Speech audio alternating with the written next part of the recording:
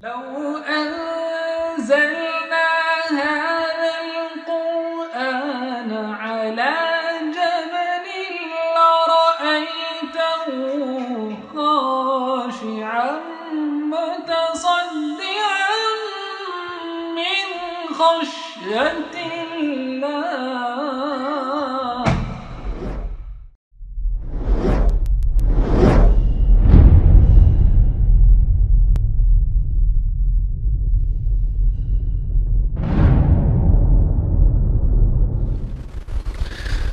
الحمدللہ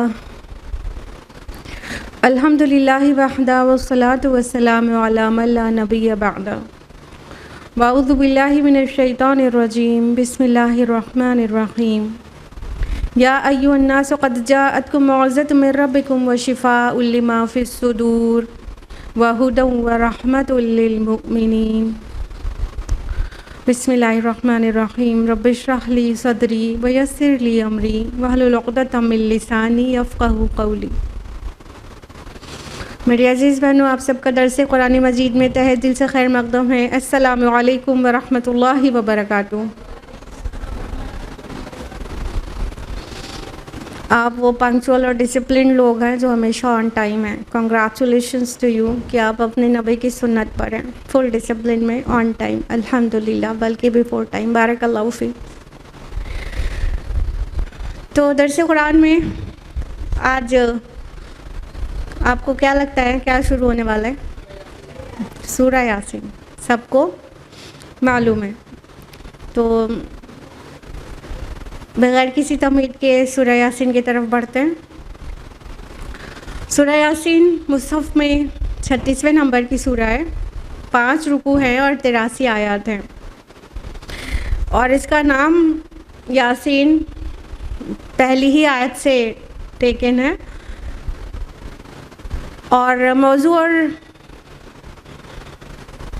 اور زمانہ نزول کی بات کریں اگر تو یہ سورہ کا پورا مطالعہ کرنے سے محسوس ایسا ہوتا ہے کہ یہ نبی صلی اللہ علیہ وسلم کے مکی قیام میں آخری دور میں یا تو نازل ہوئی ہے یا تو مکہ کے دور متوسط کے آخری زمانے میں نازل ہوئی ہے، کیونکہ استہزاء اور تمسخر کافی بڑھ گیا اور ضد اور ہٹ دھرمی کا جو احساس ہوتا ہے اس سورہ کو پڑھنے کے بعد کہ کفار کی جانب سے کس قسم کا مطلب استہزاء تھا اور کس قسم کا نافرمانی اور تکذیب تھی، اس کے انداز سے پتہ چلتا ہے.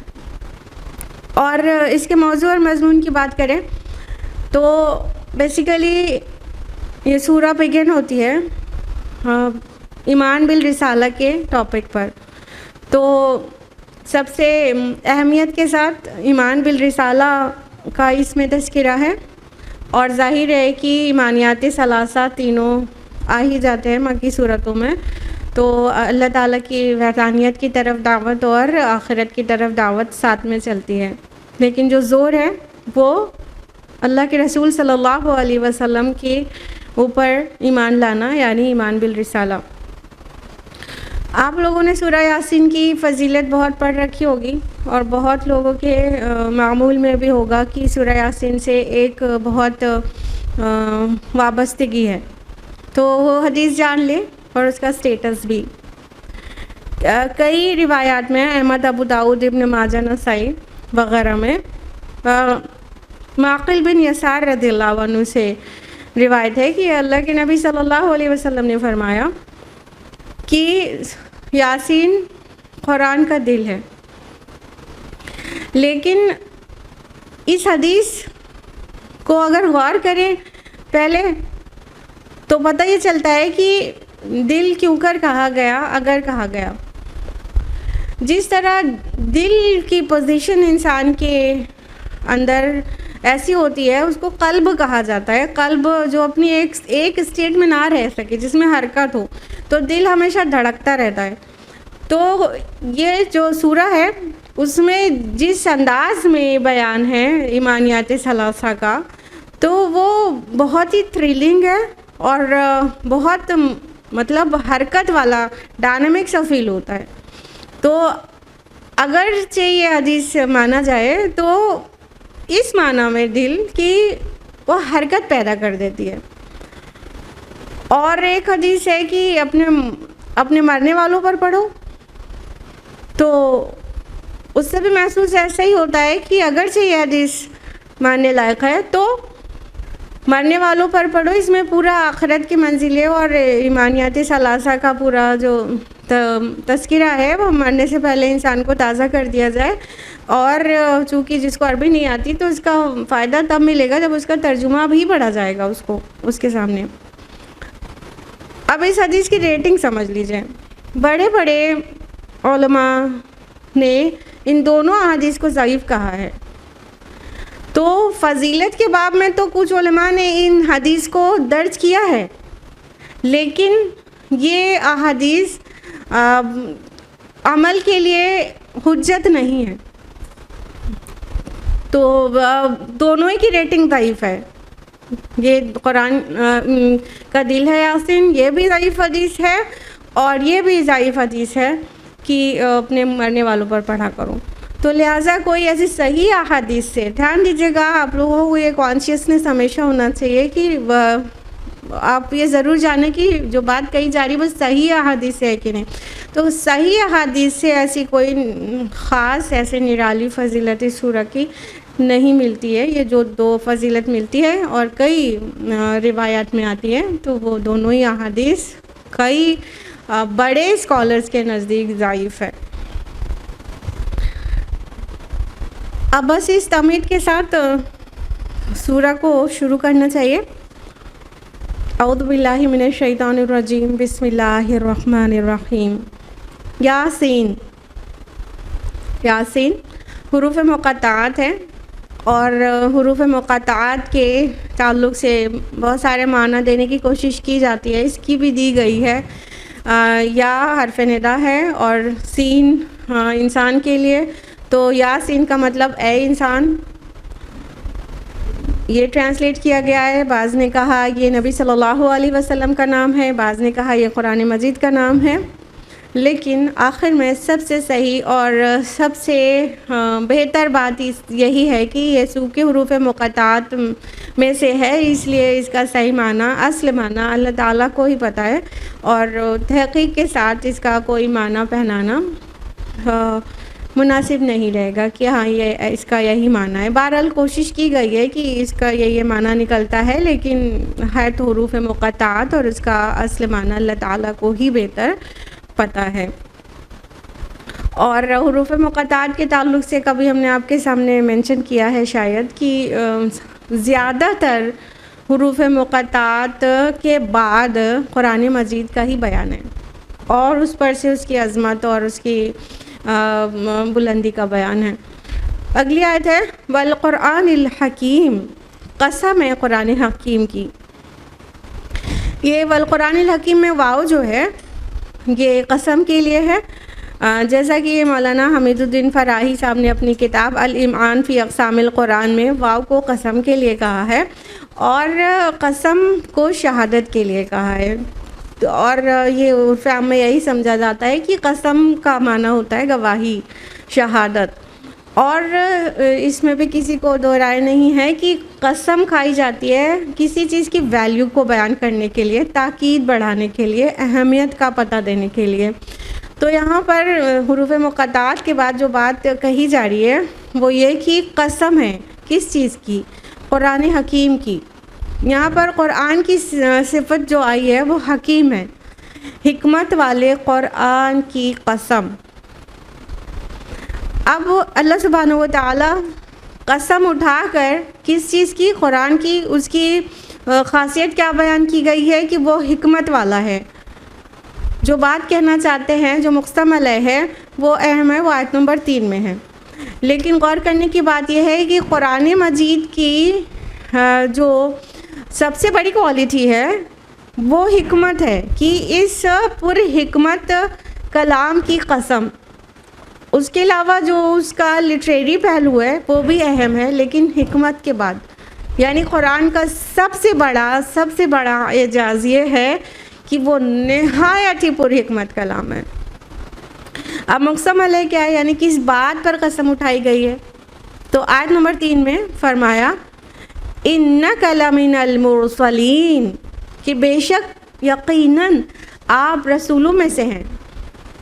یہ ہے وہ بات جس کے لیے اتنی بڑی قسم اٹھائی گئی تھی، یعنی رسول اللہ صلی اللہ علیہ وسلم کی تکذیب کر رہے تھے کفار مکہ، اور آپ کو جھٹلا رہے تھے اور کہہ رہے تھے کہ نہیں مان کر دیں گے، اور ایک بشر پر کیسے ایمان لے آئیں، اور بہت طرح سے آپ کی تکذیب کی جا رہی تھی۔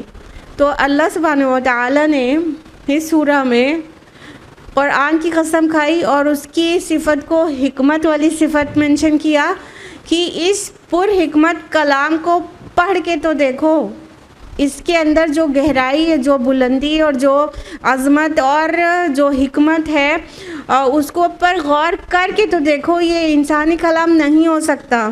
اور جب یہ کوئی انسان پیش کر رہا ہے تو وہ ظاہر ہے کہ اس کے پاس وحی کیا گیا ہے، اور وحی جس کے پاس کی جاتی ہے وہی تو رسول ہوتا ہے، وہی تو نبی ہوتا ہے۔ تو اللہ تعالیٰ نے قسم اٹھا کر کہا کہ آپ بے شک و شبہ رسولوں میں سے ہیں، اور اس کی دلیل ہے یہ قرآن حکیم جو کلام آپ پیش کر رہے ہیں۔ تو قرآن مجید کا پیش کیا جانا بھی اپنے آپ میں ایک بہت بڑی دلیل ہے کہ نبی صلی اللہ علیہ وسلم سچے رسول ہیں، کیونکہ کسی کے بھی بس کا نہیں ہے یہ قرآن جیسا کلام پیش کرنا، کسی رسول کے بس کا بھی نہیں، انسان کے بس کا ہی نہیں ہے وہ جو کلام ہے قرآن حکیم۔ اور حکیم حکمت معنی بھی لیے ہے اور حکم معنی بھی لیے ہے، تو قرآن مجید حکم لگاتا ہے، یہ احکام کا مجموعہ ہے۔ تو اور اس کے جو احکام ہے وہ کتنے مبنی بر حکمت ہیں، یہ بھی اپنے آپ میں بہت اہم ہے سمجھنا۔ تو اس کو پیش کرنے والا کوئی غیر رسول کیسے ہو سکتا ہے؟ یعنی جس کے پاس وحی آئی ہے وہی پیش کر سکتا ہے، یہ اللہ ہی کا کلام ہو سکتا ہے۔ اللہ سبحانہ و تعالیٰ اس کو قسم کھا کھا کے کہہ رہے ہیں کہ آپ رسولوں میں سے ہیں، اور جو کفار مکہ انکار کر رہے تھے، جھٹلا رہے تھے، ان کو زوردار جواب اس طرح سے دیا جا رہا ہے۔ آیت نمبر 4 میں فرمایا علی صراط مستقیم، سیدھے راستے پر، یعنی کہ اے نبی صلی اللہ علیہ وسلم آپ اللہ کے رسول ہیں اور آپ سیدھے راستے پر ہیں۔ آپ جس راستے کی طرف ان کو ہدایت دے رہے ہیں، جس طرف انہیں بلا رہے ہیں، وہ نہایت سیدھا راستہ ہے، فطرت کو آسانی سے سمجھ میں آنے والا، اور انسان کو آسانی سے قبول ہونے والا، اور ہر طرح سے وہ سیدھا راستہ ہے، چاہے انسان اپنے اندر جھانک کر یہ سوال کر لے، اور چاہے اپنے باہر سے سوسائٹی میں جو چاہتا ہے ایکچولی انسان وہ دیکھ لے کہ قرآن مجید اس کے بالکل مطابق فیصلے کر رہا ہے، اور جو فطرت کو بات لگتی ہے اور جیسی سوسائٹی میں امن برپا کرتی ہے۔ تو فرمایا کہ آپ یقیناً سیدھے راستے پر ہیں اور سیدھے راستے کی طرف ہی بلا رہے ہیں لوگوں کو۔ اگلی آیت میں فرمایا تنزیل العزیز الرحیم، یعنی یہ قرآن مجید غالب اور رحیم ہستی کا نازل کردہ ہے۔ اب اللہ جل جلالہ کا کے ساتھ اس کو ایسوسیٹ کر کے اس قرآن مجید اور نبی صلی اللہ علیہ وسلم کی عظمت کا بیان کیا جا رہا ہے کہ یہ جو قرآن ہے یہ کس نے نازل کیا، یہ بھی دیکھو کہ انسان کا بس کا تو ہے ہی نہیں یہ کلام، تو اس کو نازل کرنے والا بہت ہی اہتمام کے ساتھ عزیز اور رحیم ذات ہے۔ تنزیل میں یہ بات خود بخود ہے کہ اس کو بہت ہی اہتمام کے ساتھ اتارا گیا ہے۔ انزال اور تنزیل دو الفاظ آتے ہیں، تنزیل کا ایک معنی تو ہو گیا کہ یہ تدریجاً نازل ہوا ہے، رفتہ رفتہ انٹرمیٹنٹلی نازل ہوا ہے، ونس ایٹ اے ٹائم نہیں نازل ہوا ہے نبی صلی اللہ علیہ وسلم کے قلب مبارک پر۔ تو یہ انٹرمیٹنٹ جو تعلیم جس طرح ہوتی ہے رک رک کر، ویسے یہ قرآن نازل ہوا ہے آرام سے 23 سالوں کے درمیان۔ تو تنزیل کا ایک معنی تو یہ ہو گیا دھیرے دھیرے رفتہ رفتہ نازل ہونا۔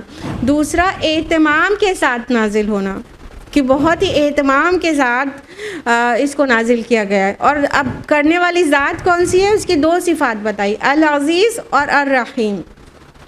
یہ دونوں صفات ظاہر کر رہی ہے کہ یہ قرآن مجید جو ملا ہے وہ کتنی اعلیٰ اور برتر ذات کی طرف سے ہے. ایک وہ ہے کہ وہ العزیز ہے، وہ زبردست ہے، وہ قوت والا ہے، وہ غالب ہے سب پر. تم نہیں مانو گے تو تم اللہ کو عاجز نہیں کر سکتے، وہ تم پر غالب ہے.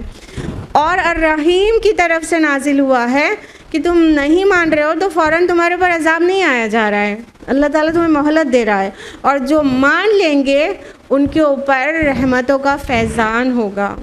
تو یاد رہے جو نہیں مانے گا اس پر صفت عزیز غالب آ جائے گی اور انہیں آخرت میں پنشمنٹ ملے گی.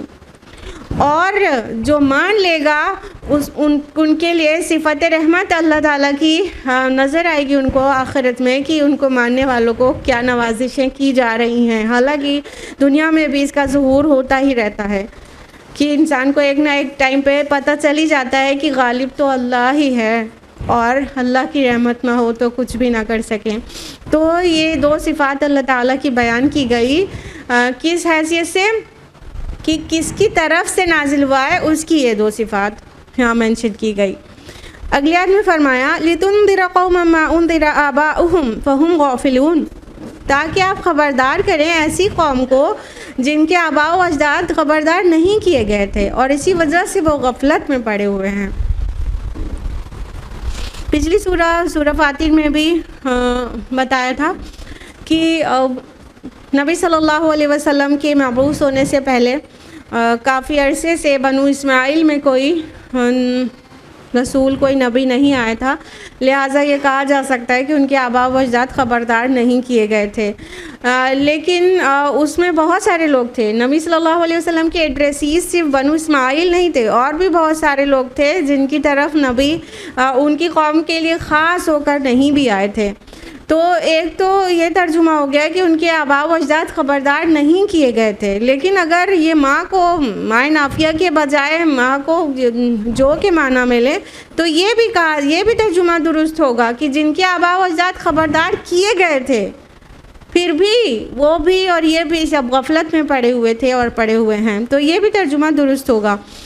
تو فرمائے کہ جن کے آباء و اجداد اگر مائے نافیہ لیں اس کو کہ آباء و اجداد خبردار نہیں کیے گئے تھے، اس وجہ سے یہ غفلت میں پڑے ہوئے ہیں. تو ایک قسم کے اللہ تعالیٰ کی طرف سے ایک ہلکا سا ریلیکسیشن سا فیل ہوتا ہے کہ چونکہ ان کو نہیں، کافی عرصے سے ان کے درمیان میں ہدایت نہیں آئی ہے اس لیے غافل ہیں. لیکن اب تو آ گئی ہے، اب انہیں ہوش میں آ جانا چاہیے اس سے پہلے کہ ان کی اکاؤنٹیبلٹی اللہ نے لائٹن کر دی ہے. اگر آپ کے ذہن میں یہ سوال کھڑا ہو رہا ہے کہ پھر جن کے درمیان رسول نہیں آتے ہیں پھر ان کا انجام کیا ہوگا، ان کا حساب کیسے ہوگا، اور پھر وہ تو راستہ ہی ان کو دکھنے والا نہیں تھا، وہ تو بالکل ہی مطلب ہدایت سے بالکل ہی بے بہرا تھے، پھر اب ان کا کیا ہوگا. تو دھیان رہے ایک نبی سے دوسرے نبی کے آنے کے درمیانی وقفے میں اس نبی یا رسول کی ٹیچنگز رہ جاتی ہیں اور اس میں کئی داعی اٹھتے رہتے ہیں جو ان ٹیچنگز کو کیری کرتے ہیں اور اللہ کی طرف بلاتے رہتے ہیں. جب بالکل مسخ ہو جاتی ہے کسی رسول کی ٹیچنگ تو اگلا رسول آ جاتا ہے، اور نبی صلی اللہ علیہ وسلم آخری رسول ہو گئے، سٹیمپ ہو گئے، سیل ہو گئے پروفٹس کا آنا. تو چونکہ اب یہ قرآن مجید کو ہی چینج نہیں ہونا ہے، وہ ٹیچنگ کبھی مطلب قیامت تک یہ مطلب صفائی ہستی سے مٹنا تو دور، تحریم اور تحریف بھی نہیں ہو سکتی. تو چونکہ اس میں کوئی تبدیلی اور کوئی ترمیم اور تحریف بالکل پاسبل نہیں ہے، اس لیے اب رسولوں کی ضرورت بھی نہیں ہے، لہٰذا رسول آنا بند. لیکن ایک رسول سے یا ایک نبی سے دوسرے نبی کے درمیان تعلیمات زندہ رہتی ہیں، اس پر عمل کرنا ہوتا ہے، اور پھر جب اگلا رسول آ جائے تو جو شریعت لے کر آئے اس کی پابندی کرنا ہوتا ہے. آگے فرمایا لَقَدْ حَقَّ الْقَوْلُ عَلَىٰ أَكْثَرِهِمْ فَهُمْ لَا يُؤْمِنُونَ، ان میں سے اکثر لوگ فیصلے عذاب کے مستحق ہو چکے ہیں اسی لیے وہ ایمان نہیں لاتے. یعنی کہ جو لوگ ایمان نہیں لا رہے اس کا الٹیمیٹ آؤٹ کم کیا ہوگا؟ یہ کہ وہ اللہ کے عذاب سے گھر جائیں گے. تو یہ اپنے عذاب کے مستحق ہو چکے ہیں کیا یہ جو ایمان نہیں لا رہے؟ اس سے پہلے اگر ان کے فور فادرز کو نہیں وارن کیا گیا، نہیں ان کے درمیان میں پروفٹ آئے، تو ان کے درمیان میں تو آ گئے ہیں نا، تو یہ اب تو مان لیں. یہ کہاں کی لاجک ہے کہ ہمارے آباء و اجداد جس طریقے پر تھے اسی پر ہم رہیں گے؟ اس بات کو قرآن میں صرف ڈسکریج ہی کیا گیا ہے، کہیں پہ انکریج نہیں کیا گیا ہے، لاجیکل بھی نہیں ہے بات۔ تو فرمایا کہ ابھی تک نہیں، ان کے درمیان ایک رسول آ رہا تھا، ڈینگے مار رہے تھے کہ آئے گا تو ہم سب سے بڑھ کر ہدایت یافتہ ہو جائیں گے، اب ساری دنیا کی ساری دوسری اقوام سے بڑھ کر ہدایت یافتہ رہیں گے۔ لیکن جب آ گیا تو اس بری طرح سے تکذیب کی، اس طرح اکڑ گئے اور اس طرح انکار پر تل گئے۔ اسی لیے انسان کو کسی بھی بات کو پہلی بار میں انکار نہیں کرنا چاہیے، کیونکہ جب یہ انسان کا ایک مزاج ہوتا ہے، غور کریے گا کہ اگر کسی چیز کا پہلی بار میں انکار کر دیا تو اس کے اگلی بار اور اگلی بار میں کوشش یہ رہے گی کہ اپنے انکار پہ ڈٹے رہے، یعنی اپنے کو اپنی جو منہ سے نکل گیا اس کو ہی صحیح ثابت کرنے میں اب آگے کے سارے قدم اٹھائیں۔ اسی لیے چونکہ انا کہیں نہ کہیں سب کے اندر ہوتی ہے، اس لیے کوئی بھی بات کو پہلی بار میں انکار نہیں کریں، تھوڑا ٹائم لیں، غور کریں، فکر کریں، بہت زیادہ دعائیں کریں، پھر اس کے بعد کسی کا ریسپانس دیں۔ صحیح بول رہا ہے کہ غلط، اتنے ٹائم لینے کے بعد ریسپانس دیں کہ حق پر ہے بھی کہ نہیں ہے۔ پہلی بار انکار کرنے والے بعد میں پھر اسی انکار کو کیری کرنا چاہتے ہیں اور اپنی بات سے پھرنا نہیں چاہتے، اسی انا میں باقی ان کا مطلب ہدایت کی جو وہ ہے گنجائش وہ ختم ہوتی چلی جاتی ہے اور سیمپ ہو جاتے ہیں۔ اس لیے فوراً کسی چیز کو ریجیکٹ نہیں کرنا چاہیے، ٹائم ضرور لینا چاہیے سوچنے کا۔ تو چونکہ نبی صلی اللہ علیہ وسلم کی دعوت کے جب پہلی بار انکاری بنے تو پھر مستقل انکار ہی کرنا شروع کیا، اور چند لوگوں کو چھوڑ کر بہت بڑی اکثریت نے مکہ میں جب تک نبی صلی اللہ علیہ وسلم قیام کر رہے تھے انکار ہی کرتی رہی۔ تو اللہ تعالیٰ فرما رہے ہیں کہ ان کے حق میں عذاب کا فیصلہ ہو ہی چکا ہے، یہ اس کے مستحق ہو ہی چکے ہیں، اسی لیے ایمان نہیں لا رہے ہیں۔ یعنی کہ یہ وہ لوگ ہیں جن کے متعلق ابلیس نے کہا تھا کہ اب کو مہلت دے دیجئے، ہم آپ آدم کی جو پشت میں سے، آدم کی پروجنی میں سے ان کی اکثریت کو بہکا کر دم لوں گا۔ تو اللہ تعالیٰ نے کہا کہ ٹھیک ہے تمہیں مہلت ہے، لیکن میرے چنندہ بندے تمہارے پیر میں نہیں آئیں گے، اور جو آئیں گے ان سب سے اور تم سب سے جہنم کو بھر دوں گا۔ تو اب یہ اس مطلب قول کے ایک طرح سے مصداق بن گئے کہ اب جہنم میں جانا ہی چاہتے ہیں۔ تو یہ کہیں نہ کہیں یہ اس قول کی طرف اشارہ ہو رہا ہے کہ لقد حق القول، ان کے حق میں یہ جو قول ہے وہ حق ہو گیا، یہ وہ ثابت ہو گیا کہ یہ اکثر ایمان نہیں لا رہے ہیں۔ یہ وہی لوگ ہیں جن کے متعلق ابلیس نے زعم دکھایا تھا اور اللہ تعالیٰ نے کا قول تھا کہ ٹھیک ہے نہیں ماننے والے لوگ اور ہدایت نہیں قبول کرنے والے لوگوں کو جہنم میں بھر دوں گا۔ تو یہ اسی قول کے مصداق ہیں اور یہ جہنم میں ہی جانا چاہتے ہیں گویا۔ اللہم لا تجعلنا منہم انا جعلنا فی اعناقہم اغلالا فہی الی الاذقان فہم مقمحون۔ ہم نے ان کی گردنوں میں طوق ڈال رکھے ہیں جن سے جو تھوڑیوں تک پہنچ چکے ہیں، اس لیے وہ سر اٹھائے کھڑے ہیں۔ یہ کیوں ہوا ہے؟ یہ تکبر اور یہ انا پرستی کیوں کر ہوئی ہے؟ اس کو اس طرح سے پوزا مطلب اسکیچ کیا گیا، ایک طرح سے منظر ذہن میں آ رہا ہے۔ کیا کہا جا رہا ہے؟ ان کی گردنوں میں گویا طوق ہیں جس کی وجہ سے ایک دم تھوڑی تک ہیں، اس سے سر ان کے اوپر کی طرف ایک دم الل گئے ہیں، اور اس لیے وہ کچھ بھی نہیں دیکھ پا رہے، نہ سامنے دیکھ پا رہے، نہ دائیں نہ بائیں، نہ آگے نہ پیچھے، کہیں نہیں دیکھ پا رہے ہیں۔ تو یہ جو فہم مقمحون جو کہا گیا، مقمح اس اونٹ کو گردن کو کہتے ہیں، اس اونٹ کو کہتے ہیں جس کی گردن پیچھے سے باندھ دی گئی ہو اور ایسی ٹائٹ باندھی گئی ہو کہ پھر اس کو نہ آگے اور نہ پیچھے مڑنے کا بالکل گنجائش نہ ہو، تو اس اونٹ کو کہتے ہیں مقمح۔ تو مقمحون یعنی یہ ان کی کنڈیشن یہ ہے کہ جیسے ان کے مطلب گردنوں میں طوق ہیں اور یہ ایسے اونٹ کے مانند ہو گئے ہیں جو ایک دم جکڑا ہوا ہے، ہل بھی نہیں سکتا۔ تو یہ کیا ہے؟ یہی وہ تکبر ہے جس کے طوق ان کے گلے میں پڑے ہوئے ہیں، اور جب انسان تکبر میں اکڑتا ہے نا تو وہ اس کو ریالٹیز نظر نہیں آتی ہے، تو اس کی پوری پکچرائز کر کے بتایا گیا ہے، گویا پوری منظر کشی اور تصویر کشی کی گئی ہے کہ جیسے کسی کے گردن میں توق اتنی دور تک پڑا ہو کہ پورا یہاں تھوڑی تک ہو، پورا چین تک، تو وہ انسان نیچے نہیں دیکھ سکے گا، وہ انسان اپنے ٹھیک سامنے نہیں دیکھ سکے گا، اور وہ انسان دائیں بائیں کہیں بھی نہیں دیکھ سکے گا۔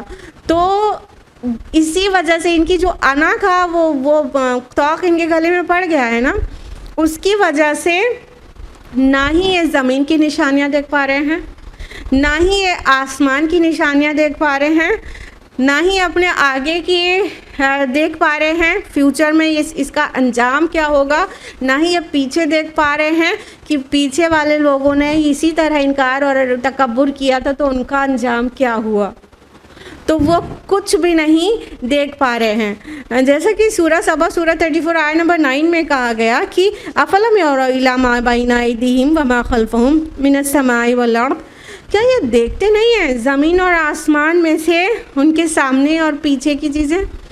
مطلب ہر طرف اللہ تعالیٰ کی وحدانیت کی نشانیاں بکھری پڑی ہیں، تو چاہے وہ زمین ہو، چاہے آسمان، چاہے دائیں چاہے بائیں، چاہے انسان کسی بھی کونے میں ہو، آفاق اور انفس میں ہر جگہ اللہ تعالیٰ کی نشانیاں بکھری پڑی ہیں۔ جس کو ہدایت پانا ہو کہیں سے بھی ہدایت لے سکتا ہے، لیکن جس کو نظر ہی نہ آتا ہو، جس کی گردن بالکل اکڑ گئی ہو، وہ دیکھ ہی نہیں پا رہا ہو تو کیسے ہدایت لے گا؟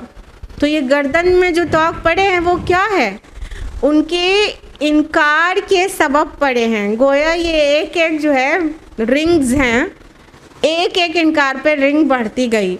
کہیں کہیں کا کلچر بھی ہوتا ہے، اگر آپ لوگوں کو پتہ ہے، جیسے اپنے انڈیا میں ہی تھوڑا پہلے ٹائم تک، اب تھوڑے یہ چیزیں ہٹی ہیں، وہاں کا راجستھان کا کلچر تھا، جیسے جیسے عمر بڑھ رہی ہے ایک ایک رنگ گلے میں جا رہی ہے، اور یہ جو لانگ نیک ہے نا وہ بیوٹی کی نشانی ہے، یہ ان کے کلچر میں تھا۔ تو عجیب ہی کلچر ہے، وہ الگ بات ہے، لیکن یہ جو منظر کشی کی گئی ہے نا وہ متکبرین کے لیے کی گئی ہے۔ انا میں ایک ایک تکذیب، ایک ایک انکار، گویا ایک رنگ ایڈ ہو گئی، پھر ایک اور بات پہ انکار، انا میں، تکبر میں، خود پسندی میں ایک اور رنگ پڑ گئی، اور کرتے کرتے یہ پورا توق جو ہے یہاں ٹھوڑیوں تک پہنچ گیا۔ اب ان کی گردن موویبل ہی نہیں رہ گئی، اب ان کی جو سروائیکل ورٹیبری ہے یہ کام کی ہی نہیں ہے، وہ ایک پٹرے کی طرح ہو گئی، فنش ہو گئی۔ تو اب وہ تو کہیں بھی دیکھ ہی نہیں پا رہے ہیں، وہ زمین میں دیکھنے کے لیے مڑ نہیں پا رہے نیچے کہ وہ زمین کی نشانیاں دیکھیں، وہ آسمان میں دیکھنے کے لیے گردن پیچھے نہیں ہو رہی ہے کہ وہ آفاق کی نشانیاں دیکھیں، تو وہ دکھ نہیں رہا ہے۔ تو یہ مطلب ایک طرح کی سملی ہے، یا استعارہ کہنا چاہیے، کہ اس استعارے سے کتنی گہری بات کی گئی ہے کہ انسان جو ہے اپنی تکبر اور انا میں، خود پسندی میں اس طرح اپنے لیے مصیبت مول لیتا ہے، اور وہ اللہ تعالیٰ اپنی طرف منسوب کر رہے ہیں، انا جعلنا، ہم نے بنایا ہے ان کو، فی اعناقہم اغلالا، ان کی گردنوں میں توق ڈالے ہیں ہم نے۔ تو اللہ تعالیٰ نے کیوں ڈالے ہیں؟ اللہ تعالیٰ تو چاہتے ہیں کہ سب ہدایت پا جائیں۔ اللہ تعالیٰ چیزیں اپنی طرف منسوب اس لیے کر رہے ہیں کیونکہ اللہ کے سینکشن کے بغیر تو کچھ بھی نہیں ہوتا، اور یہ جو پورا قوانین فطرت ہیں یہ سب اللہ تعالیٰ کی مرضی سے ہی تو چل رہے ہیں۔ تو کرتوت بندے کی ہے، لیکن چونکہ اللہ تعالیٰ کا سسٹم یہ ہے، نہیں مانو گے، تکذیب کرو گے، استہزاء کرو گے، تکبر کرو گے، تو تمہیں سوچنے سمجھنے کی صلاحیت جاتی رہے گی، اور پھر نہیں مان کر دو گے۔ تو چونکہ یہ پورا سسٹم اللہ تعالیٰ کا ہے، لہٰذا اللہ تعالیٰ اس کو اپنی طرف منسوب کر رہے ہیں، انا جعلنا، ہم نے بنایا ہے۔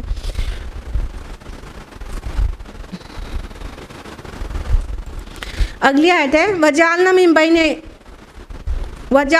بَيْنِ أَيْدِيهِمْ سَدًّا وَمِنْ خَلْفِهِمْ سَدًّا، ہم نے ان کے سامنے بھی ایک دیوار یا بیریئر کھڑا کر دیا ہے، اور ان کے پیچھے بھی ایک دیوار کھڑی کر دیا ہے۔ فَأَغْشَيْنَاهُمْ، جو انہیں ڈھاکے ہوئے ہیں، فہم لا یبصرون، کہ اب انہیں کچھ نہیں سوجتا، انہیں کچھ بھی نہیں دکھائی دیتا اور سمجھ میں آتا۔ اب اسی بات کو مزید آگے کہا گیا کہ ایک تو گردنوں میں توق ہے، اوپر سے سامنے کی طرف دیوار ہے۔ ابھی شاید ہے کہ آپ کے سمجھ میں یہ آ رہا ہو تھوڑی دیر پہلے کہ سامنے والی چیز تو دکھے گی، تھوڑا جھک کے نہیں دکھے گی، لیکن ایک دم سامنے والی، اوپر بھی نہیں دکھے گی نیچے بھی نہیں دکھے گی، لیکن ٹھیک سامنے والی بھی تو دکھے گی۔ تو اللہ تعالیٰ نے فرمایا ہم نے تو ان کے سامنے بھی ایک بیریئر بنا دیا ہے، سد بنا دیا ہے، ان کے پیچھے بھی ایک بیریئر بنا دیا ہے، اور ان دونوں بیریئرز نے ان کو پوری طرح سے ڈھانپ دیا ہے، وہ ان کو کچھ بھی نہیں سوج رہا ہے۔ اور یہ بیریئر بھی، یہ جو سد لفظ ہے، یہ بیریئر بھی وہی بیریئر ہے کہ وہ دیکھنا چاہتے نہیں تھے، سننا چاہتے نہیں تھے، دیکھ کر بھی انکار ہے، سن کر بھی بھاگ رہے ہیں اور تمسخر کر رہے ہیں۔ تو یہی چیز ان کے لیے بیریئر بن گئی کہ اب انہیں کچھ نہ ہی سمجھ میں آئے اور کچھ نہ ہی دکھائی دے۔ وہ ان کی انکار نے انہیں ڈھانپ لیا اور اب وہ ہدایت نہیں پا سکتے، جس کو سورہ بقرہ میں کہا گیا صم بکم عمی فہم لا یرجعون، نا، بہرے ہیں، گونگے اور اندھے ہیں، پس نہیں لوٹتے۔ تو کیا اللہ تعالیٰ نے کسی کو بہرا، گونگا اور اندھا بنا کے پیدا کیا ہے؟ کون سا بہرا گونگا اندھا؟ فطرت کا، اندر والی، اندر کی آنکھ سے دیکھنے کا، اندر کے کان سے سننے کا، اندر سے سمجھنے کا، ٹھیک ہے؟ تو اللہ نے تو ایسا نہیں بنایا، یہ وہی انکار ہے، یہ وہی نافرمانی کی روش ہے جس کا نتیجہ یہ نکل رہا ہے۔ اللہ نے پورا سسٹم ایسا بنایا ہوا ہے، تو اس کو کہا کہ ہم نے سد بنا دیا ہے ان کے آگے اور پیچھے بھی، اور اب وہ انہیں کچھ دکھائی نہیں دے رہا، وہ کچھ سمجھ میں نہیں آ رہا ہے۔ اب گردن ادھر ادھر ہو رہی ہے اور جہاں تک نظر آنکھ کی جا سکتی ہے وہاں پر بھی بیریئر ہے، کچھ بھی نہیں دکھ رہا ہے۔ لہٰذا اپنی انا کو ایڈریس کریں۔ زیادہ ہی اگر انا پرستی ہونے لگتی ہے تو پھر بصیرت جاتی رہتی ہے، پھر نصیحت فائدہ نہیں دیتی، پھر سمجھ میں کچھ نہیں آتا، اور انسان یہ انکار کر کے اور تمسخر استہزاء کر کے اور سپیریئرٹی اپنی دکھا کر اپنے آپ میں یہ سمجھتا رہتا ہے کہ وہ حق پر ہے۔ سب سے ڈراؤنی بات یہی ہے کہ اپنے آپ کو حق پہ سمجھتا رہے گا، اور وہ ریالٹی یہ رہے گی کہ حق اسے اب دکھائی نہیں دے رہا ہے، اب اسے غلط بات غلط نہیں دکھائی دے رہی ہے، اب اسے غلط بات صحیح دکھائی دے رہی ہے اور سمجھ میں آ رہی ہے اور مطمئن ہو گیا ہے۔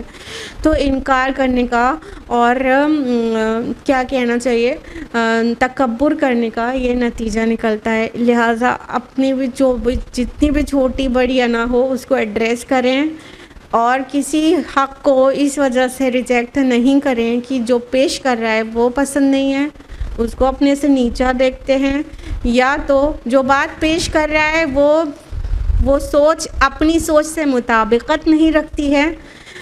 یہ ساری چیزیں اگر ہیں تو انہیں ایڈریس کریں، انہیں اپنے اندر سے نکالیں، نہیں تو جو یہ سٹیج آ جائے گی کہ پھر اب سمجھ میں آنا بند ہو جائے گا تو بہت مشکل ہو جائے گی اور بہت دیر ہو چکی رہتی ہے تب۔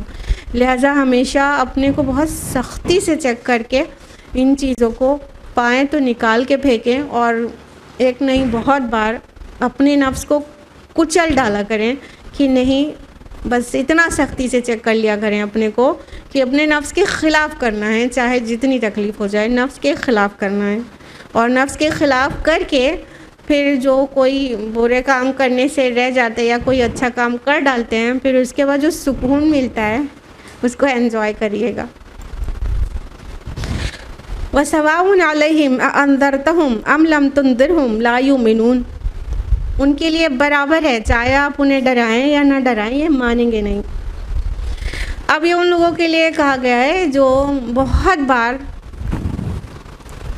حق کی طرف بلائے جانے کے بعد بھی مان کر نہیں دے رہے ہیں، سیل ہو چکے ہیں۔ اس کا یہ مطلب ہرگز نہیں ہے کہ حق کی طرف بلانا چھوڑ دیا جائے۔ یہ آیت اگر آپ پہچانتے ہو تو سورہ بقرہ کے شروعات میں بھی ہے۔ تو یہ ان کے لیے ہے کہ وہ مانیں گے نہیں، ان کو بلانا راہ حق پہ اور نہ بلانا ان کے لیے اب برابر ہو چکا ہے۔ یہ ایک قسم کی تسلی اور تشفی ہے رسول اللہ صلی اللہ علیہ وسلم کو کہ آپ کی طرف سے کسر نہیں رہ گئی ہے کہ یہ نہیں مان رہے ہیں، تو آپ کی کمی نہیں ہے، آپ نے پہنچانے کا حق ادا کیا ہے، لیکن یہ ہے ہی ایسے، اب ان کے ساتھ اتنی چیزیں ہو چکی ہیں، اتنی بار انکار کر چکے ہیں، اتنی بار تکبر کر چکے ہیں کہ اب ان کے تو سامنے اور پیچھے اور آگے اور سب کہیں کی کوئی چیز انہیں نظر ہی نہیں آ رہی ہے، تو اب یہ ماننے والے تو ہیں ہی نہیں، اور اب انہیں کوئی بھی حق کی طرف بلائے گا تو نہیں مانیں گے۔ یہاں پہ آپ کی کمی نہیں ہے اے نبی صلی اللہ علیہ وسلم۔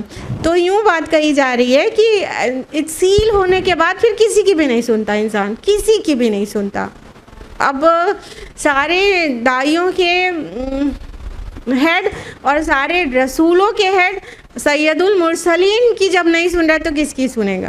تو ایسے لوگ کے لیے کہا جا رہا ہے کہ وہ نہیں مان کر دیں گے، تو کچھ لوگ ایسے ہو ہی جاتے ہیں کہ وہ نہیں مانتے ہیں، اور ان کی انا، ان کا تکبر، ان کی انا کو سیٹسفائی ہونا بہت ضروری رہتا ہے، کیونکہ ان کی جو لیڈرشپ تھی، ان کی جو قیادت و سیادت تھی، یہ نبی صلی اللہ علیہ وسلم پر ایمان لانے کے بعد وہ جاتی ہوئی سی نظر آ رہی تھی، ساتھ میں ان کا بزنس، ان کو محسوس ہو رہا تھا کہ وہ سب بگڑ جائے گا، ہماری جو مکہ میں جو گرد و پیش میں جو ہمارا بزنس ہے، ہم اپنا دین چینج کر دیں گے تو وہ سب ڈاؤن ہو جائے گا، اور سب سے بڑا مسئلہ ان کی انا کا تھا کہ ہم ڈاؤن ہو جائیں گے اور ہمیں ان کو لیڈر تسلیم کرنا پڑے گا، تو ہماری جو قیادت و سیادت ہے وہ سب آنچ سے جانے لگے گی۔ اسی چیز نے ان کو تکبر میں مبتلا کیا اور انکار اس کے نتیجے میں انہوں نے کیا، تو ان کو اب چاہے جتنی بار بلائے جائے وہ نہیں مان کر دیں گے، کسی کے حق میں عذاب کا فیصلہ صبد کر دیا جاتا ہے۔ اللہم لا تجعلنا منہم۔ انما تنذر من اتبع الذکر وخشی الرحمن بالغیب۔ آپ تو صرف اس کو خبردار کر سکتے ہیں جو نصیحت کی پیروی بن دیکھے کرے اور خدائے رحمان سے بن دیکھے ڈرے۔ فبشرہ بمغفرۃ واجر کریم، اور ان کے لیے مغفرت اور اجر کریم کی بشارت انہیں دے دیجیے۔ اب دیکھیں بات واضح ہو گئی نا کہ نبی صلی اللہ علیہ وسلم سے کہا جا رہا ہے کہ ارے آپ ہدایت دینے کی ذمہ دار نہیں ہیں، ہدایت دینا تو اللہ تعالیٰ کا کام ہے، آپ کا کام پہنچانا ہے، اور آپ کا انذار مفید کس کے لیے ہوگا؟ جو نصیحت کی پیروی کرے، اتباع الذکر، نصیحت کی پیروی کرے، اور وخشی الرحمن بالغیب، اور رحمان سے خشیت رکھے غیب میں، یعنی کو ابھی حالت نزاع نہیں آیا، ابھی غیب کے پردے نہیں اٹھے ہیں، ابھی جو غیب پر ایمان لانے کی دعوت دی جا رہی ہے، ابھی غیب رہتے رہتے اس پر ایمان لایا جائے، یہی وہ سب سے بڑا ٹیسٹ ہے انسان کا کہ غیب پر ایمان لانا ہے۔ تو نبی صلی اللہ علیہ وسلم کی کوئی کمی نہیں تھی، نبی صلی اللہ علیہ وسلم کو فرمایا جا رہا ہے نہیں آپ کی نصیحت تو نافع ان پر رہے گی جو نصیحت قبول کرنا چاہتے ہیں، جدھر نصیحت کی باتیں ہوتی ہیں اس کی اتباع کرتے ہیں، دوڑتے ہیں، بھاگتے ہیں، اس کی پیروی کرتے ہیں اور نصیحت کو پسند کرتے ہیں اور اللہ تعالیٰ سے بن دیکھے ڈرتے ہیں۔ انہوں نے اللہ تعالیٰ کو نہیں دیکھا، انہوں نے جنت کو نہیں دیکھا، جہنم کو نہیں دیکھا ہے، پھر بھی ان کے اندر خشیت ہے۔ تو جب ایمان بالغیب ہوگا اسی کو نصیحت نافع ہوگی، چاہے وہ رسول کی ہی کیوں نہ ہو، اور فرمایا کہ ان کو مغفرت اور اجر کریم کی خوشخبری دے دیجئے۔ اب کنٹراسٹ، یعنی جو لوگ مان لیتے ہیں، جو لوگ نصیحت کی پیروی کرتے ہیں اور جو غیب پر ایمان لاتے ہیں، اے نبی صلی اللہ علیہ وسلم ان کو خوشخبری دے دیجئے کہ ان کے لیے ایک تو مغفرت ہے، دوسرا بہت ہی عزت والا اجر ہے۔ مغفرت اس معنی میں کہ غلطیاں اور کوتاہیاں اور کمیاں تو ہر کسی کے ساتھ لگی ہوئی ہیں، کوئی بھی یہ کلیم نہیں کر سکتا کہ اس نے کوئی خطا ہی نہیں کیا، آج تک گناہ ہی نہیں کیا ہے، تو جو غلطیاں ہوئی ہوں گی ان سے، ان سب کی اللہ مغفرت کر دے گا، اور اجر کریم ہے وہ بدلہ، جو اچھے عمل جو انہوں نے کیے ہیں اس کا جو بدلہ دے گا، اجر دے گا، وہ بہت ہی عزت اور بزرگی کے ساتھ، یعنی آنر کے ساتھ دیا جائے گا۔ ایک ہوتا ہے کہ کسی کو صدقہ دے دینا، ایک ہوتا ہے انعام دینا، کتنا فرق ہے دونوں میں۔ کسی کی ہیلپ کرنے کے لیے کسی کو صدقہ دے دیا، لینے والے نے لیا تو صحیح، لیکن وہ کہیں نہ کہیں ہاتھ پھیلانے سے اس کی عزت کمپرومائز ہوئی. لیکن ایک کو اسٹیج پہ بلا کے انعام وہی مان لیجیے کیش ہی اماؤنٹ ہے, چیک دیا جا رہا ہے, اتنا ہی کا صدقہ دیا گیا, اتنا ہی کا چیک دیا جا رہا ہے, تو وہ کتنی عزت سے دیا جا رہا ہے, اس میں لینے والے کو شرمندہ نہیں ہونا پڑ رہا, بلکہ اس کی عزت میں 4 چاند لگ رہے ہیں. تو اللہ تعالیٰ کے پاس جو اجر ہے وہ بہت ہی عزت کے ساتھ دیا جائے گا, بہت ہی بزرگی کے ساتھ دیا جائے گا. تو اللہ تعالیٰ کہہ رہے ہیں صرف اجر نہیں دیں گے, بدلہ نہیں دیں گے کہ یہ تو لو تم نے مطلب یہ کیا اس کا بدلہ یہ لے لو, بہت ہی عزت کے ساتھ دیا جائے گا. فرمایا اِنَّا نَحْنُ نُحْيِي الْمَوْتَى وَنَكْتُبُ مَا قَدَّمُوا وَآثَارَهُمْ, ہم یقیناً ایک روز مردوں کو زندہ کرنے والے ہیں, اور جو کچھ افعال انہوں نے کیے وہ سب ہم لکھتے جا رہے ہیں, اور جو کچھ آثار انہوں نے پیچھے چھوڑے ہیں وہ بھی ہم ثبت کر رہے ہیں. وَكُلَّ شَيْءٍ أَحْصَيْنَاهُ فِي إِمَامٍ مُبِينٍ, اور ہر ایک چیز کو ہم نے ایک کھلی کتاب میں درج کر رکھا ہے. دیکھیے مشرکین مکہ کا سب سے بڑا جو ہے سوال جو رہتا تھا یا ان کے اعتراض رہتا تھا وہ ایک یہ کہ مردے سارے زندے ہو جائیں گے, اتنے پرانے مرے ہوئے لوگ زندے ہو جائیں گے, اور ہڈی چورا ہو گئے وہ پھر سے بنا دیے جائیں گے. یہ تو بہت ہی دور کی بات ہے. ہیہات لما توعدون, ارے بہت دور ہے, بہت عجیب ہے جس طرف تم بلائے جا رہے ہو. دوسرا ان کا مسئلہ کیا تھا کہ اچھا سارا ریکارڈ بھی مینٹین رہے گا, سب کا, سب کی کچا چٹا کا کھول کے رکھ دیا جائے گا. انہوں نے جو اعمال کیے سب ہو رہے ہیں, اور سب جو ہے وہ کھول کے رکھ دیا جائے گا, اسے حساب لیا جائے گا. ایسے کیسے ہو سکتا ہے کہ کسی ایک انسان کا ہی اتنا بڑا ریکارڈ ہوتا ہے کہ وہ ریکارڈ سے حساب لیا جائے, وہ ریکارڈ مینٹین کیسے ہوگا جو حساب لیا جائے گا. تو ان کو بعث بعد الموت پر اعتراض تھا, سوال تھا ان کا, اور ان کو یہ ریکارڈ کیپنگ پر شک تھا کہ ایسے کیسے ہو سکتا ہے کہ پوری زندگی کا ریکارڈ کہیں پر ہو کسی کے پاس. تو یہ ان کے اعتراضات تھے, جس کا جواب اللہ تعالیٰ نے دیا ہے کہ نہیں, اِنَّا بے شک ہم, نحن ہم نحی, ہم ہی زندگی دیتے ہیں, ہم ہی زندہ کریں گے الموتى مردوں کو. مطلب انداز دیکھیے, اِنَّا بے شک, نا ہم, بے شک ہم, نحن ہم ہی, نحی الموتى ہم ہی مردوں کو زندہ کرتے ہیں. اللہ تعالیٰ نے اپنے آپ کو 3 بار منشن کیا, یعنی یہ جو ضمیریں لگی ہیں 3 ہے نا, انا کنا نحنو, یہ خود ہی اپنے آپ میں فرسٹ پرسن ہے, پلیورل اللہ تعالیٰ اپنے لیے استعمال کر رہے ہیں کیونکہ یہ رائل پلیورل ہے. نحی الموتى, ہم زندہ کرتے, 3 بار ہم کہا گیا, ہم ہی مردوں کو زندہ کرتے ہیں. ہاں بالکل کریں گے, ہاں بالکل ان کی ہر چیز لکھے جا رہے ہیں. نکتبو, اور ہم لکھتے ہیں, ما قدموا, جو کچھ یہ پیچھے چھوڑتے ہیں, وآثارہم, اور یہ جو بھی چیز ہے وہ ہم ثبت کرتے جا رہے ہیں ان کے آثار. دیکھیں انسان کوئی چیز کس کے لیے کرتا ہے, یا تو اپنے لیے کرتا ہے یا تو اپنے بعد آنے والوں کے لیے کرتا ہے, یعنی اپنے بچوں کے لیے, اپنے اولاد اور اپنے آگے کے جنریشنز کے لیے کرتا ہے نا. تو جو اس انسان کے جو خود کے کارنامے ہیں اس کے اپنے لیے وہ کر رہا ہے, سیاہ سفید جو بھی کر رہا ہے, تو وہ بھی اللہ تعالیٰ کہہ رہے ہیں کہ وہ جو چیز ہے وہ بھی ہم لکھتے ہیں, ان کے کارنامے بھی. اور جو وہ آثار ہیں, یعنی اس کے مرنے کے بعد اس کے چھوڑی ہوئی چیز کے جو آثار ہیں, جو اس کے ایفیکٹس ہیں, جو انفلوئنس کیا اس نے اگلی جنریشنز کو, وہ بھی ثبت ہے اور ثبت کرتے جا رہے ہیں. تو دونوں چیز لکھی جا رہی ہے. جب تک انسان کا ریکارڈ اوپن ہے, یعنی نامہ اعمال کھلا ہوا ہے, یعنی زندگی تک, وہ بھی لکھا جا رہا ہے. لیکن مر گیا تو اس نے جو اچھے کام کیے تھے اس کے بعد کی جنریشنز میں اس اچھے کام کا اثر رہا, اور دوسروں نے بھی وہ اس نیک عمل کو اپنایا رہا. تو وہ بھی قیامت تک وہ بھی لکھا جاتا رہے گا. یا تو انسان نے کوئی برے کام کی شروعات کی تھی اور اس کے بعد اس برے کام کو کیری آن کیا, اس کے بعد کی جنریشنز کے لوگوں نے, یہاں تک کہ قیامت تک بھی, تو وہ قیامت تک بھی لکھا جاتا رہے گا. وہ انسان ذمہ دار ہے کیونکہ اس نے شروع کیا تھا. یا بیچ میں پکڑا تھا تو بیچ میں جو لنک بنا اس کے لیے وہ ذمہ دار ہے. تو اس لیے کسی کا حساب و کتاب وہ اصل میں فوراً ہو بھی نہیں سکتا ہے. کوئی مر جائے اس کا حساب کتاب اسی وقت ہو جائے، یہ پورا انصاف ہو ہی نہیں پائے گا. اس لیے ایک دن ایسا عقل اس کی مطلب ڈیمانڈ کرتی ہے کہ ایک دن ایسا آنا ہی چاہیے جب سب کا رجسٹر کلوز ہو چکا ہو، تاکہ جو آثار ہیں وہ بھی فنش ہو چکے ہوں. تو جو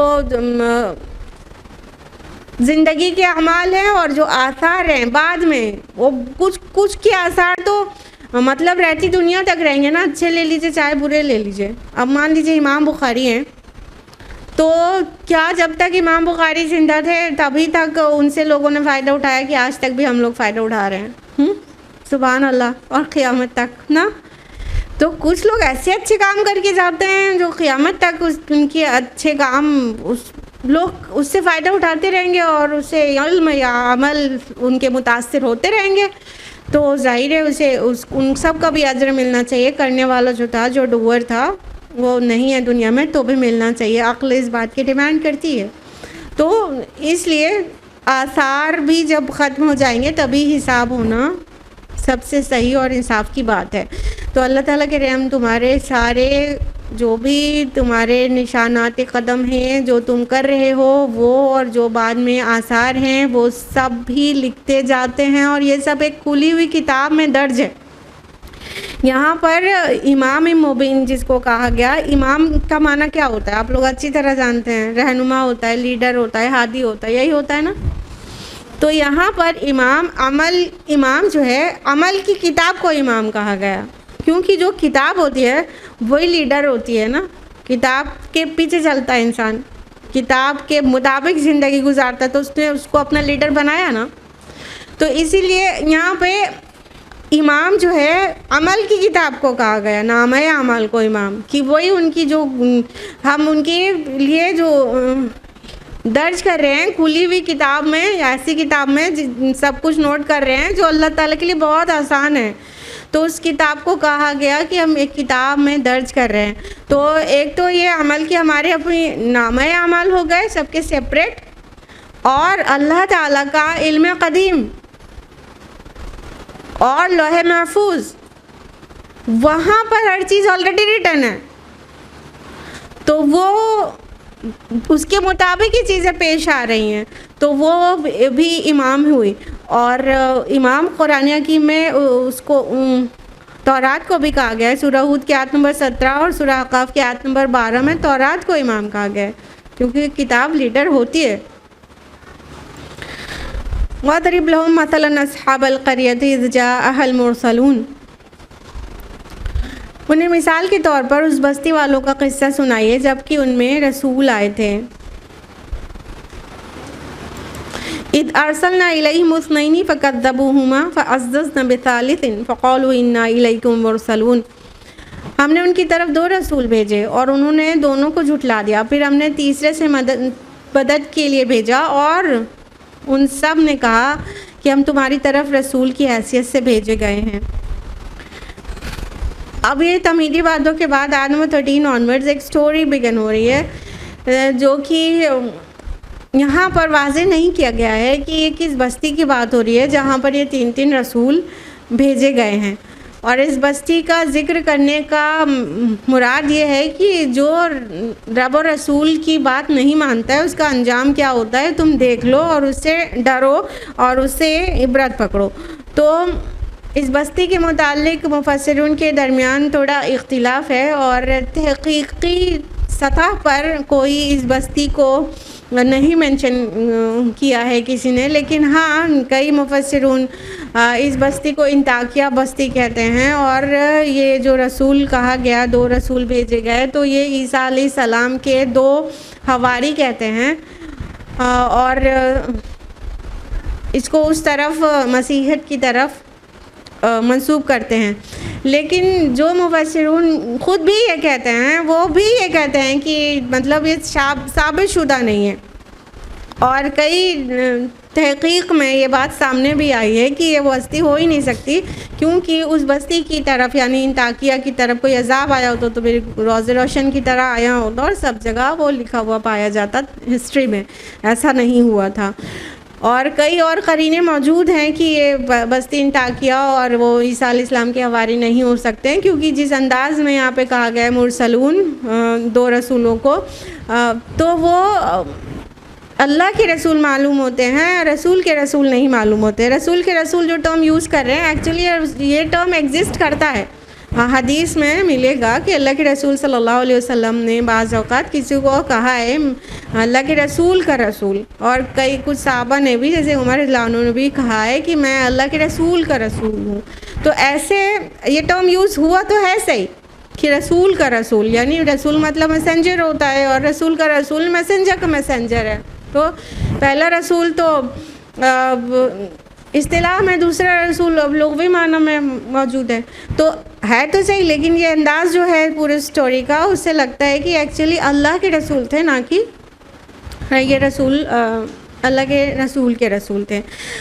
اب امین حسن اصلاحی صاحب نے تدبر قرآن میں اپنا اندازہ جتایا ہے، بہت شد و مت کے ساتھ اندازہ رکھا ہے کہ یہ موسیٰ علیہ السلام، ہارون علیہ السلام، اور جو تیسرے رسول کی بات ہوئی ہے وہ بندہ مومن جس کا ذکر سورہ مومن میں تفصیل سے آتا ہے، ان تینوں کی بات ہوئی ہے، اور جگہ جگہ پہ انہوں نے اپنی اس رائے کو ثابت بھی کیا ہے۔ بہرحال ہماری اور آپ کی بحث یہ نہیں رہنا چاہیے کہ یہ بات کس کی ہو رہی ہے، ہمیں اور آپ کو دیکھنا چاہیے کہ اس سے نصیحت کیا اخذ ہو رہی ہے، یہاں پہ مقصد کیا ہے اس اسٹوری کو ڈالنے کا۔ تو جو مقصد ہے وہ بہت واضح ہے، اس میں کوئی ڈفرینس آف اوپینین نہیں ہے، اس لیے بعض اوقات ہر ایک چیز کو تحقیق کی حد تک، ثابت ہونے کی حد تک ڈھونڈنے کے بجائے اس سے جو سبق ہے وہ لے کے آگے بڑھنا چاہیے، کیونکہ جب اللہ تعالیٰ کی مرضی نہیں تھی یہاں پر وہ مینشن کرنے کی اس بستی کا نام اور تاریخ میں اس کی مقام وغیرہ، تو پھر ہم لوگ بھی اسکپ کر کے آگے بڑھ سکتے ہیں۔ بہرحال اس بستی کے متعلق کہا گیا کہ ہم نے ان کو ان کے درمیان میں رسول بھیجے، پہلے ان کی طرف 2 رسول بھیجے گئے، اور پھر تیسرے سے ان کو تقویت دی گئی، تیسرے سے ہیلپ کی گئی، اور ان سب نے کہا کہ ہم اللہ تعالیٰ کی طرف سے بھیجے گئے ہیں تمہاری طرف رسول بنا کر، یعنی انہوں نے اپنی دعوت کا کام شروع کیا، اور جب 2 کو جھٹلا دیا گیا تھا تب تیسرے کو بھیجا گیا تھا۔ آگے فرمایا قالوا ما انتم الا بشر مثلنا، بستی والوں نے کہا کہ تم کچھ نہیں ہو مگر ہم جیسے چند انسان، وما انزل الرحمن من شیء، اور خدائے رحمان نے ہرگز کوئی چیز نازل نہیں کی، ان انتم الا تکذبون، تم محض جھوٹ بولتے ہو۔ اب دیکھیے گا کہ یہ پہلے بھی ہوتا رہا ہے، اور بہت زمانے، بہت دور میں بہت رسولوں کو یہ جواب ملتا رہا ہے کہ تم رسول ہو، تم انسان ہو، تم رسول کیسے ہو سکتے ہو، اور تم تو ہمارے جیسے انسان ہو، یہاں پہ الا بشر مثلنا، تم سوائے ہمارے جیسے انسان ہونے کے، بشر ہونے کے، اور ہو کیا، اور اللہ تعالیٰ نے کچھ نہیں بھیجا، اور تم بس جھوٹ بول رہے ہو۔ تو رسالت کا انکار بشریت کی وجہ سے بہت رسولوں کو فیس کرنا پڑا ہے، اور ہمارے پیارے نبی صلی اللہ علیہ وسلم کو تو بہت ہی زیادہ، بہت زیادہ اس طرح کے اسٹیٹمنٹس قرآن نے ریکارڈ کیے ہیں کہ اللہ کے نبی کو کیا کیا کہا جاتا تھا کہ تم بازاروں میں گھومتے ہو، تم کوئی فرشتہ کیوں نہیں بھیج دیا گیا، تم تمہارے جیسے انسان ہو۔ اس طرح کے بہت سارے تکذیب کرنے کے لیے استہزاء کیے گئے ہمارے پیارے نبی کے ساتھ، تو قرآن نے اس میں بہت سارے مقامات پر درج کیا ہے، اور دیگر رسولوں کو بھی یہ سننا پڑا ہے۔ مثال کے طور پہ ان تمام صورتوں میں اس طرح کی بات آلریڈی آ چکی ہے۔ سورہ فرقان سورہ 25 آیت نمبر 7 میں، سورہ انبیاء سورہ 21 آیت نمبر 3 میں، سورہ مومنون سورہ 23 آیت نمبر 24 میں، پھر 33 اور 34 میں پھر سے، اور سورہ قمر سورہ 54 آیت نمبر 24، اور سورہ تغابن سورہ 64 آیت نمبر 6 میں کم و بیش اتنی جگہ پر یہ کہا گیا کہ تم انسان ہو تو رسول کیسے ہو سکتے ہو، یعنی بشریت کی وجہ سے رسالت کا انکار. اور افسوس صد افسوس کہ اب دنیا اس دور میں اپوزٹ ایکسٹریم پر چلی گئی ہے. اب کیا ہے کہ اب رسالت کے اوپر ایمان لا رہے ہیں تو بشریت کا انکار کر رہے ہیں کہ نبی صلی اللہ علیہ وسلم اللہ کے رسول ہیں اس لیے بشر ہو ہی نہیں سکتے. انا للہ و انا الیہ راجعون. پہلے اس ایکسٹریم پر تھے اب اس ایکسٹریم پر ہے. بشر ہے تو رسول کیسے ہو سکتے ہیں؟ نہیں ہو سکتے. اب کیا کریں رسول ہے تو بشر کیسے ہو سکتے؟ بشر نہیں ہو سکتے. یہ دونوں ہی ایکسٹریم ہیں. اسلام کی ٹیچنگ ان دونوں کے درمیان میں ہے. ایکچولی رسول بشری ہوتے ہیں مگر وہ رسول ہوتے ہیں ان کے پاس وحی آتی ہے. وہ عام بشر سے الگ ہیں کیونکہ ان کے پاس وحی آتی ہے, کسی اور بشر کے پاس وحی نہیں آئے گی. لیکن وہ flesh and bones and feelings and everything, psychology وہ سب انسان کی ہوتی ہے. وہ بشر ہوتے ہیں لیکن خاص بشر ہوتے ہیں. تو یہ ہے ایکچوئل صحیح عقیدہ اور وہ دونوں ہی عقیدے غلط ہیں. تو نبی صلی اللہ علیہ وسلم کو بہت استہزاء فیس کرنا پڑا اس وجہ سے کہ آپ انسان ہیں, آپ تو مارکیٹ میں گھومتے ہیں, آپ تو اتنے معمولی سے لائف سٹائل ہے آپ کی, آپ کے پاس باغ کیوں نہیں ہے, فرشتے کیوں نہیں آتے, وغیرہ وغیرہ وغیرہ. تو فرمایا کہ نہیں تم انسان ہو ہمارے جیسے, اس لیے اللہ نے کوئی بھی ہدایت تمہارے ساتھ نہیں بھیجی ہے, تم جھوٹ بول رہے ہو. مطلب انا میں آ کے انکار کیا اور ریزن دے رہے ہیں بشریت کا کہ تم بشر ہو اس لیے نہیں مانیں گے. قالوا ربنا یعلم انا الیکم لمرسلون. رسولوں نے کہا ہمارا رب جانتا ہے کہ ہم ضرور تمہاری طرف رسول بنا کر بھیجے گئے ہیں. اب ان سبھی رسولوں نے کہا, قالوا آیا ہے تو مطلب تینوں کے بارے میں بات ہو رہی ہے, پلیورل ہونے کے لیے تین ہونا کم سے کم ضروری ہے. اگر دو کا ہوتا تو قولا آتا. ٹھیک, تو ان سبھی رسولوں نے کہا کہ ہمارا رب جانتا ہے کہ ہم تمہاری طرف رسول بنا کے بھیجے گئے ہیں. تو یہ جو انداز ہے ربنا یعلم کہ ہمارا رب جانتا ہے, یہ انداز ہے قسم کا سا. جب ہم لوگ کہتے ہیں نا اللہ جانتا ہے کہ ہم نے یہ نہیں کیا, تو کیا بات ہوتی ہے کہ اللہ گواہ ہے ہم نے نہیں کیا, ایسا ہی نا. اور پھر رسولوں کی زبان سے نکل رہا ہے ربنا یعلم کہ ہمارا رب جانتا ہے, انا الیکم لمرسلون, بے شک ہم آپ کی طرف رسول بنا کر بھیجے گئے ہیں. تاکید دیکھیں کہاں ہے, ربنا یعلم ایک قسم والا ایک انداز ہو گیا, انا بے شک ہم, لمرسلون کا لام تاکید کہ ہم بے شک رسول ہیں, بے شک و شبہ ہم رسول ہیں اور اللہ جانتا ہے کہ ہم رسول ہیں. وما علینا الا البلاغ المبین, اور ہم پر صاف صاف پیغام پہنچا دینے کے علاوہ کوئی ذمہ داری نہیں. رسولوں کی ذمہ داری محض پیغام رسانی تک ہے. یعنی کہ جب نہیں مان کے دے رہی تھی بستی تو انہوں نے کہا کہ ہم رسول ہیں, ہمارا کام ہے پہنچا دینا, تم ناہنجاروں کا انجام جو ہوگا اس سے ہمیں مطلب نہیں ہے, اور تمہیں ہدایت پہ لا دینا ہمیں ذمہ داری دے کر نہیں بھیجا گیا ہے, ہمارا کام ہے پہنچا دینا. تو رسول کا جب کام ہے پہنچا دینا تو داعیان اسلام کا کام کیوں کر ہوگا کہ کسی کو ہدایت پر لا دینا. بعض اوقات دین کی خدمت کرنے والے لوگوں کو یہ تانا دیا جاتا ہے کہ اچھا بتاؤ کتنے لوگوں کو سدھار لیا, اچھا فلاں محلے میں کام شروع کیا تھا کتنے لوگ سدھر گئے. یہ تانا دیتے ہیں نا, کچھ نہیں تو اپنے ہی لوگ دیتے ہیں, گھر کے اندر ہی کے لوگ دے دیتے ہیں. کیا بہت چلی تھی نا دین کی خدمت کرنے, بتاؤ اس محلے کے لوگ کتنا سدھر گئے. تو یہ آیت ان کو جواب ہے وما علینا الا البلاغ المبین. ارے ہم پر تو صرف پہنچا دینے کی ذمہ داری ہے, سدھار دینے کی نہیں, ہدایت پہ لا دینے کی نہیں. ہدایت دینا اللہ تعالیٰ کا کام ہے. ہدایت کس کو ملے گی کس کو نہیں یہ اللہ تعالیٰ بہتر جانتے ہیں. جس کو ہدایت کی طلب ہی نہ ہو نہ اللہ تعالیٰ ہدایت دیتا ہے, اور نہ کہ کوئی بہت بڑھیا داعی کی دعوت میں اتنا دم ہو سکتا ہے کہ جو ہدایت پانا ہی نہ چاہتا ہو اس کو ٹھوس کے کوئی ہدایت دے لے. نہیں, ہمارا کام پہنچا دینا ہے. بہت ہی حسن کے ساتھ یہ جواب دیں کہ وما علینا الا البلاغ المبین. ہمارا کام تو صرف صاف پہنچا دینے کا تھا, ہمارا رزلٹ تھوڑی دینا ہمارا کام ہے. نوح علیہ السلام کا کام نہیں تھا رزلٹ دینا. کیا رزلٹ آیا سب کو پتہ ہے, تعداد کتنی تھی اہل ایمان کی سب کو پتہ ہے. رزلٹ دینا کسی کا بھی رسول کا کام نہیں ہے تو داعی کا کام کیسے ہو گیا رزلٹ دینا. ہاں اتنے دن سے یہ کر رہی ہو کیا چینجز آ گئے سوسائٹی میں، بڑا دکھاؤ تو ذرا. ہمارا کام ہی نہیں ہے چینج کر دینا، ہمارا کام ہی نہیں ہے ہدایت دے دینا، ہمارا کام ہے پہنچانا، اور پہنچائیں گے نہیں تب ہم بھی مجرم ہیں. قالوا انا تطیرنا بکم، بستی والے کہنے لگے کہ ہم تو تمہیں اپنے لیے منحوس سمجھتے ہیں.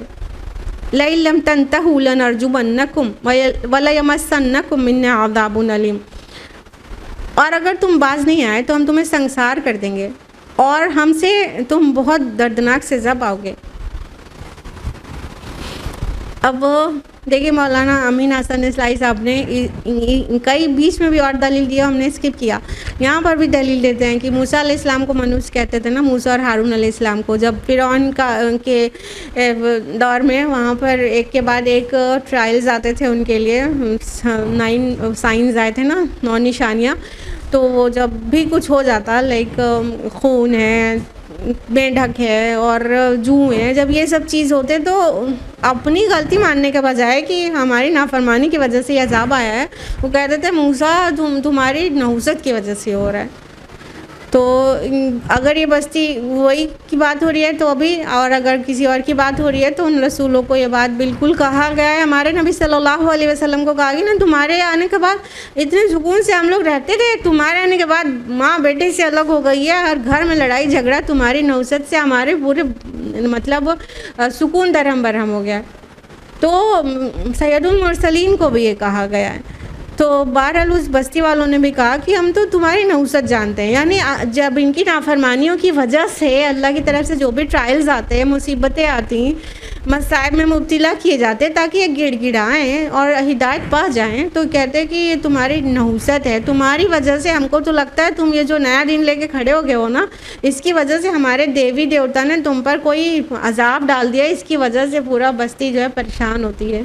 تو الٹا نحوست رسول کی بتا دیتے اور دھمکی دیا بستی والوں نے کہ اگر تم باز نہیں آؤ گے نا اس کام کو کرنے سے. ایگزیکٹ یہی نبی صلی اللہ علیہ وسلم کو بھی کہا جا رہا تھا نا کہ تم اب یہ نیا دین کی تبلیغ چھوڑ دو، اگر تم باز نہیں آؤ گے تو پھر اب ہم تمہارا کام تمام کر دیں گے. اور آپ کو پتہ ہے نبی صلی اللہ علیہ وسلم کی جو ہجرت ہے وہ اسی سیناریو میں ہوئی ہے، جان کے ڈر پہ تھے اور آپ صلی اللہ علیہ وسلم کو اللہ تعالیٰ نے اتنی صفائی سے وہاں سے نکال دیا اور وہ اپنے مذموم اور گھٹیا چال میں کامیاب نہیں ہو سکے. تو یہ دوسرے رسولوں کو بھی یہ جان کی دھمکی دی گئی ہے، لوط علیہ السلام کو جان کی دھمکی دی گئی ہے، دیگر بہت سارے رسولوں کو جان کی دھمکی دی گئی ہے کہ ارے تم بہت پاک بننا چاہتے، بہت پاک بنتے ہو، چلو نکلو اپنی پاکی کے ساتھ یہاں سے، نہیں تو تمہیں رجم کریں گے، سنگسار کر دیں گے، تمہیں سٹوننگ سے تمہاری جان لے لیں گے اور تمہیں بہت سخت سزا پہنچے گی ہم کو، ہماری جانب سے تم کو. تو اسی طرح اس قوم نے، اس بستی نے کہا ان رسولوں کو، رسول نے صرف یہ کہا کہ قالوا طائرکم معکم، کہ رسولوں نے کہا کہ تمہاری نحوست تمہارے ساتھ لگی ہوئی ہے. ان ذکرتم، کہ کیا اس لیے تم یہ کر رہے ہو کہ تمہیں نصیحت کی جا رہی ہے، بل انتم قوم مسرفون، اصل بات یہ ہے کہ تم حد سے گزرے ہوئے لوگ ہو. تو رسولوں نے ریالٹی کی طرف بات کو پلٹا کہ تمہاری نحوست تو تمہارے اعمال بد کی وجہ سے ہے، جو کچھ تمہارے ساتھ ٹرائلز آ رہے ہیں وہ تمہارے اعمال بد کی وجہ سے آ رہے ہیں، اور یہ بات تم ہمیں اس لیے کہہ رہے ہو کہ ہم تمہیں نصیحت کر رہے ہیں، تمہیں حق کی طرف بلا رہے ہیں، تمہیں آگ سے بچانے کی کوشش کر رہے ہیں. ریالٹی یہ ہے کہ تم لوگ حد سے گزر گئے ہو، غلطی خود کر رہے ہو اور اپنے ناصح کو اور اپنے محسن کو اور تم منحوس بتا رہے ہو، تم حد سے زیادہ بڑھ گئے ہو. ٹائم اپ ہو گیا، آج کے لیے اتنا ہی. اللہ سبحانہ و تعالیٰ ہم سبھی کو قرآن مجید پڑھنے، سمجھنے، غور و فکر کرنے، عمل کرنے اور دوسروں تک پہنچانے کی توفیق عطا فرمائے. اللہ تعالیٰ ہم سے اور آپ سے قبول کرے. آمین. وآخر دعوانا ان الحمد للہ رب العالمین. والسلام.